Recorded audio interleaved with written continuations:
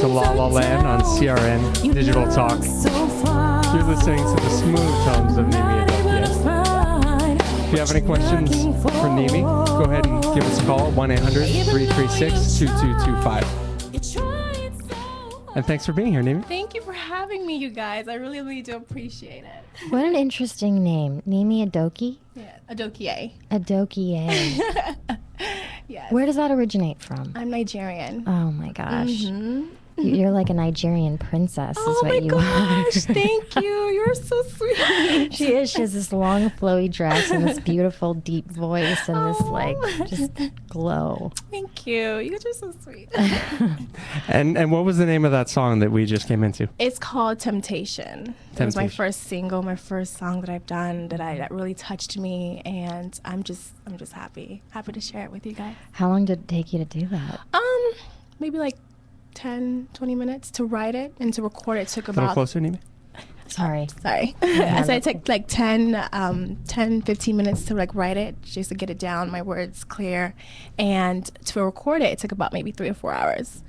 Yeah. Great. Wow. Okay. That sounds like you know what you want to say. Mm-hmm. Yeah. I love Yes. the production in it. The background music is amazing, of Thank course, with you. your beautiful voice. Oh my gosh, thank Yeah. you. And what is it that you do want to say? Well, I'm just gonna, for me, there's a lot of music out there that is like not really showcasing life, really. They do a lot of like, the clubbing is cool, but not to hear it every day. Like, I mean, there's other things to talk about in life. You know what I mean? Love, relationships, friends, family. Like, it's good to disclose those things out there when it comes to music. So, yeah. That there isn't a lot of that going on. Music has pretty much died. We're hoping you can bring us more of that. Oh, yes, Absolutely. yes. I'm doing that. I'm doing that really hard. So yeah. where can I find you? Well, my music is on myspace.com/Nimi Star. But if you want to see what I'm doing, you know, I always tell people to follow me on Twitter. That's twitter.com/Nimi Adokiye. Oh, Yes. okay. and spell that for anyone that might not know. Nimi Adokiye, that's N as in Nancy, I, M as in Mary, I-A-D-O-K in kite, I-Y-E. Okay. Follow her on Twitter, guys. Yes. Wow. And you've been acting for a relatively good amount of time. How did you first start?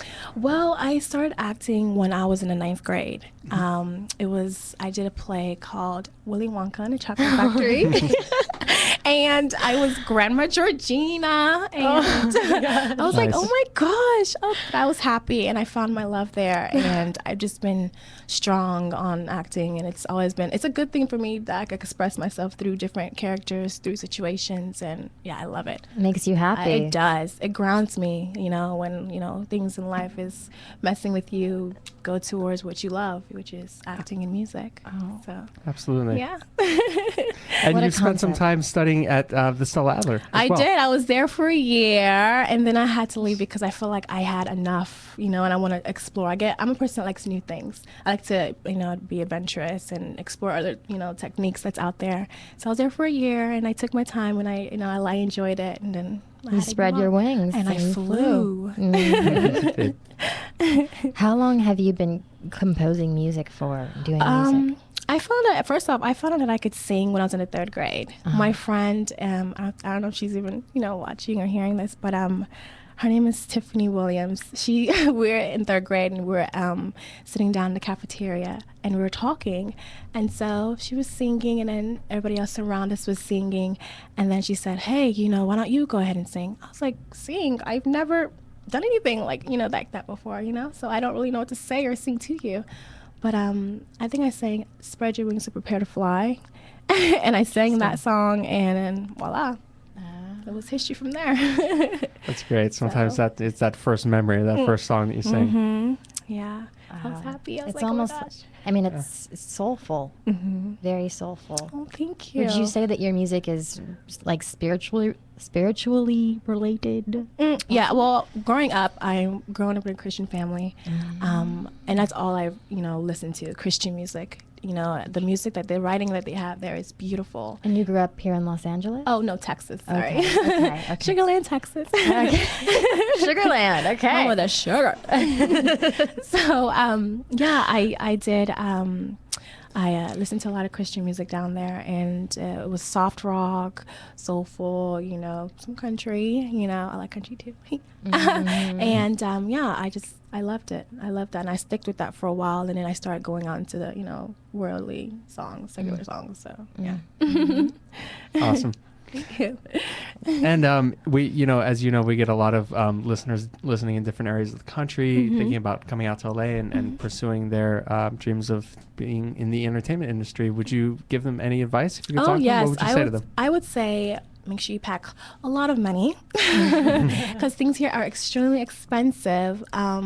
And while you're pursuing it, don't ever give up. Don't listen to what people say. Just keep on moving. Be your own person. Be your own motivator. Do not let anyone come near you, talk bad about you or anything, Be open to making friends because there are good people out here. And then there are those that are sneaky and snakes, But just always be on your guard, So, yeah. Great advice.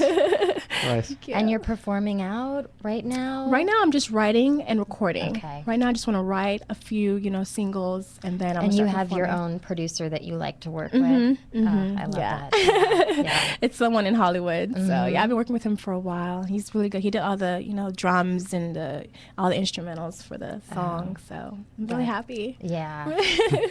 What's your favorite thing about being an actor? My favorite thing is just being able to tap into situations. I'm able to just every time when I get a script or something, I always do the background of something. I create the background of everything, and I have to keep reading it over and over. That way it gets into me.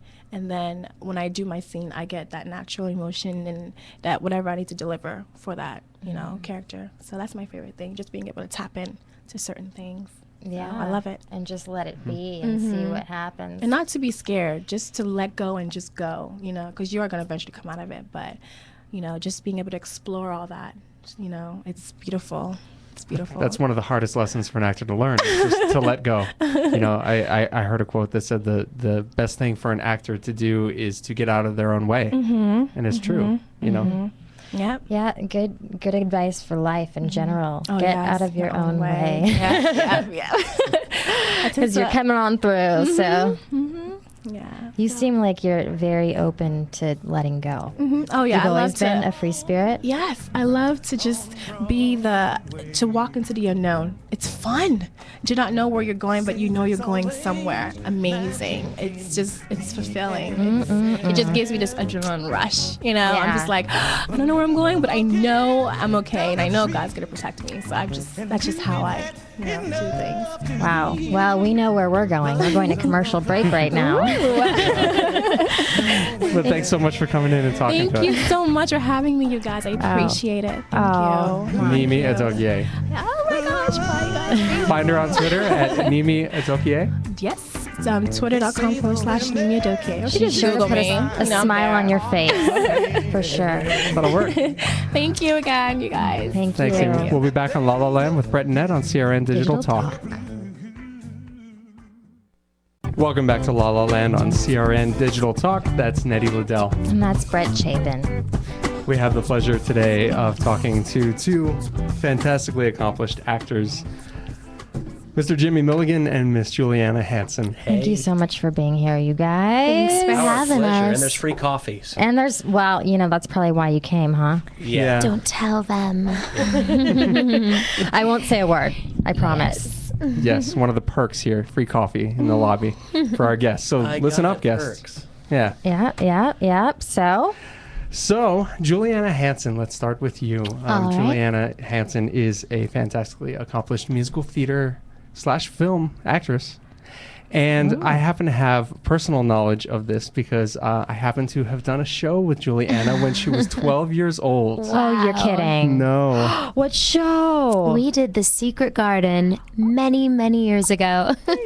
I think that was your first show, right? It was my first equity show, Yeah, yeah. and it was my first equity show too. It was an incredible show. Yes. I mean, it was many years ago, but it's still one of the more special things I've done, I think. So you've been doing it for a while, huh? I have, yeah. Prior to that, though, I was doing a lot of television stuff, TV, movies, commercials, voiceover work. But that was my first venture onto stage. And you were the lead in that show. She played Mary Lennox. You weren't scared? No. You loved it, I just loved you embraced it. I was too young and stupid to be scared. It was just a party. That's awesome. And where have you been the past, Where have I been? few years? What have you done since Secret Garden? Well, I moved to New York and I did a lot of theater out there. National tour of a Broadway show. I had the opportunity to star in Thoroughly Modern Millie in several cities across the U.S. How was that? Which was awesome. It was really cool. It was kind of my next big step, I guess. I did a lot between Secret Garden and then, but it was sort of like the next level, Sure. And it was awesome. I gained quite a fan base and kept an online journal of my experience in the show, which I think you can still read at haineshisway.com. It's like ancient, but it's there. How did you roll into that? Was that like a fame type thing where you got on the stage and they're like 5, 6, 7, 8? Okay, next line up. Was it like that? Luckily not. The whole cast had been put together for the tour while I was out of town doing a different show, so I missed the first round of auditions. Oh, that's nice. And at the last minute, they lost their Millie cover on Broadway, so they bumped a girl up from the tour to the Broadway production. A girl that I happened to have gone to high school with. Very small business, weird connection there. And they held last minute auditions to replace her, and I ended up walking into that role, which was pretty awesome. Oh, fantastic. Man, I just got the chills. That's so cool. So I'm sorry, go ahead. I was just going to say lots of New York stuff. Originated a role off Broadway in Saved, which was based on that film with Mandy Moore and Macaulay Culkin. Okay. And then went to grad school in England, and I've just gotten back to LA, so that was pretty Welcome awesome. home. Thank you. Wow. Is LA your home? LA is my home. I grew up here. How was grad school in England? It was life-changing. What was it? I went for my master's in acting. And the Guildford School of Acting. It's in Surrey. It's a little south of London. Fantastic sounds program. fantastic. Yeah, it was amazing. Oh, man. Great. I bet you met a lot of really interesting contacts there from the U.S. as well, or all around the world. I did. I got connected with a really well-known director over in England who then happened to introduce me to a director from New York that had worked with a director who directed me in something I'd done in New York. So it was another weird kind of connection thing. But I got to meet a lot of people who I'm still in touch with. I'm telling you, careful who you make angry. It's a small world. I try not to make anyone angry. Well, yeah, good. And you just got done working on a cruise ship. I did. I went on Crystal. It was a guest appearance for just one cruise to Alaska. It was a 2-week thing, but I performed twice in that period of time and then had a nice little vacation out of it too. Great. Which is really cool. And you also did, there's something I've been wanting to ask you about for years, actually. Yeah. You worked on Pride and Prejudice. I did. Pride and Prejudice. The musical. Yes, they are hoping to take it to Broadway. I did the pre-Broadway run. Pretty heavy for a musical, huh? It is, and they've tried to make some heavy shows before. I mean, Tale of Two Cities made it to Broadway. Les Miserables, of course, is like one of the more successful. Yeah, the heaviest, right? Yeah, and that's very heavy. Pride and Prejudice is beautifully written. It's pretty incredible. Yeah. I hope it goes. I play Jane Bennett, who's one of the main girls. Awesome. Yeah. Well, thanks so much for coming in, Juliana. Thank you. JulianaHansen.com for Where can we information find on you? Juliana. And give us a call, guys, at 1-800-336-2225. We've got 2 pairs of theater tickets today. One for Heavier Than at Boston Court, which we've both seen, and it's amazing. And one pair of tickets for Rabbit Hole at Theater Palisades, which is about to open. We're doing a live broadcast from there on Friday night. It's going to be amazing. You guys need to call and get these tickets. And call with any questions for our guests. We're going to be back to talk to Jimi and Milligan in just a minute on La La Land with Brett and Net on CRN Digital Talk. Welcome back to La La Land on CRN Digital Talk. That's Neti Leddel. Just waking up, and that's Brett Chapin. We are here today talking to Mr. Colin Mitchell of Bitter Lemons, bitter-lemons.com, and Mr. Michael Seel of the Theater at Boston Court, bostoncourt.com. Thanks for coming in, guys. Thanks for having us. My pleasure. And on the line, we have from the LA Weekly, Mr. Stephen Lee Morris. Nice. Thanks for giving us a call, Stephen. Stephen, are you there? Hello. Stephen? Yes. Are you there? Hi. Thank you I am here. Thank you for calling in. Thank you so much. Pleasure. Stephen is actually out of town, and he was kind enough to give us a call regarding our discussion today about the state of LA theater. He is quite an authority on that, so we're happy to have him. Yes, we're bowing down here. That's right. Thank you for having me. So, guys, there have been a lot of panel discussions recently about the state of LA theater. Is LA a theater town? The state of LA theater in general. And I think some of them have been a little more successful than others. And the two of you, Michael and Colin, have been talking back and forth over Twitter about some of these issues. When we saw that, we said we should have these guys in to talk to each other. And apparently they were outside in the waiting room, and I guess they worked all their issues out. Right, guys? We've worked it all out. Sorry, we have nothing else to talk did. about. Oh, but we'd like to hear about that. So one issue that has been batted around a little bit is the idea of a membership season versus a subscription season. Do any one of the three of you want to chime in about your thoughts about that? Is there a preference between the two for any of the three of you? Well, I would say that Michael Seel. Michael Seel, I'm from the Theater of Boston Court. He's got the deeper voice. I got the, yeah, I'll put on my radio voice. You know, it's interesting. I think that you need to define what a membership versus a subscription season is. Most people define a subscription season being you buy a package of shows for a certain season. You are guaranteed that many shows. A membership is, as it's being defined and bantered around right now, is the fact that it is you buy a membership which allows you to buy discounted tickets, but you don't know exactly how many shows are going to happen over the course of a year, because the thought in theory is that you're going to actually put a show up and run it as long as you can run it, as long as you've got audience coming in and selling tickets. Mm-hmm. And I personally, I think that is more of a commercial model as opposed to a nonprofit model, because as a nonprofit in the state of California, because that's where I know the nonprofit world, is that it is about serving the community. You are, as a nonprofit in the state of California, you actually are responsible to the people of California. You're a resource. Yes, exactly. And so I think that what you have to do is you are going to, as a nonprofit, you really actually have to do what is basically a subscription model, because you are giving the people sources of entertainment and creating work for your community. So by running something for a long period of time, that is actually defeating that purpose, if you ask me. So, Stephen, do you have any thoughts about that yourself? Only from the producers I've heard from, and that's that the subscription model is just not working the way it was maybe 5 to 10 years ago, when it used to be the prevailing model of how to establish a season. I think perhaps because of any number of reasons having to do circling around short attention spans and the availability of entertainment, that model just seems to be in decline. From what this is just what I've heard anecdotally from a number of producers, both in the commercial era, in the commercial arena, and in the nonprofit arena.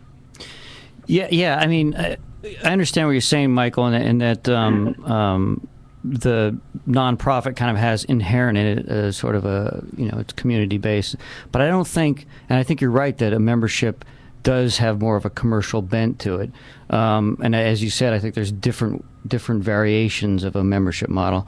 But I don't think that a commercial model is that bad. And you could still, I've seen that all the really successful and large companies that are for profit usually have an element of social awareness in their model, in their business model. You see like a Starbucks or something like that, you can see them trying to be a little bit more environmentally conscious and that sort of stuff. So I think you would be doing your business a disservice by not having that element in your model anyway. And one of the membership models that I saw that I kind of liked was it's kind of like a fitness club. Basically, you pay a certain amount, maybe even a monthly amount or something. That's probably too much, but and then you can see as many shows as many times as you like. Right. Yeah, and I've seen those model too. I actually am part of one of those models down at the Chance Theater in Orange County. I subscribe to their what they call their sustaining membership.